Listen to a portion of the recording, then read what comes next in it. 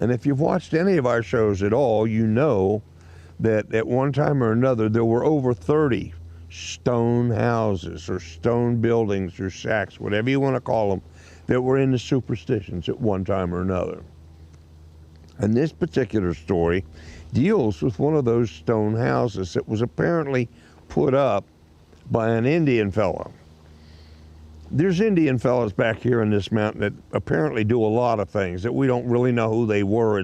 It's kind of like the Indian squaw that we hear about that tells white men about gold.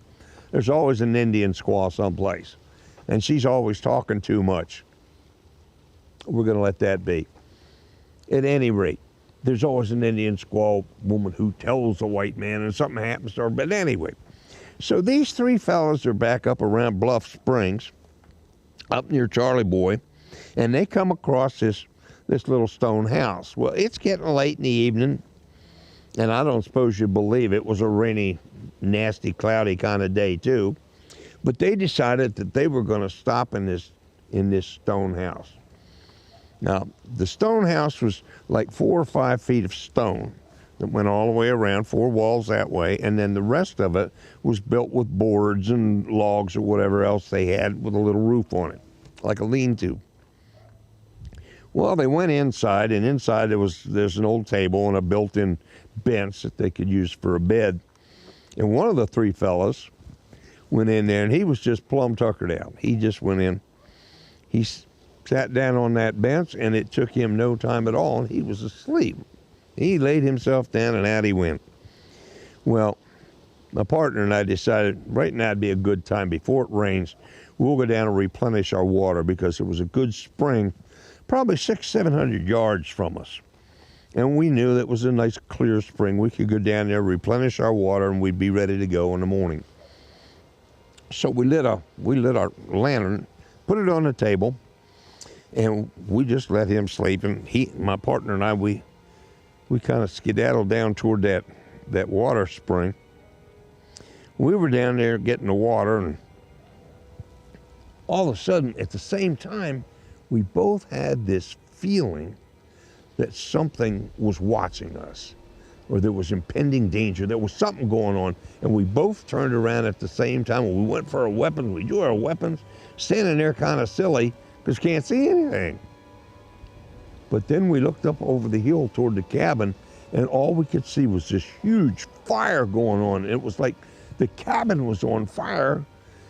And the problem with that was that our friend was still inside there sound asleep.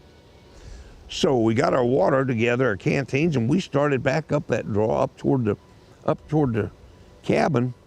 And the closer we got to it, the dimmer the fire got. And finally we got to the cabin, we went inside, and the only fire to be seen anywhere was that lantern that was sitting on the table. And our friend was still over on that bench, sound asleep. It was just, as the title of the story goes, it was the Enigma in the stone house. So we really don't know what happened. But we didn't spend a lot of time there either. We got up the next morning and we left. We've never been back to that stone house either. But now, as I said earlier, if you've watched any of our episodes before, you're going to find that a lot of the clues that went to gold out in the Charlie Boy area, Charlie Boy Springs, out at the Green Flats or the Green Springs, which was also the Marsh Flats area, you'll find that these clues always mention gold. Even Jacob Walsh's clues talked about this same area, so that this area was probably the most walked over area in the Superstition Mountains besides Weaver's Needle. The Superstition Mountain is full of them. There are mystical happenings. There are people that go up there and disappear.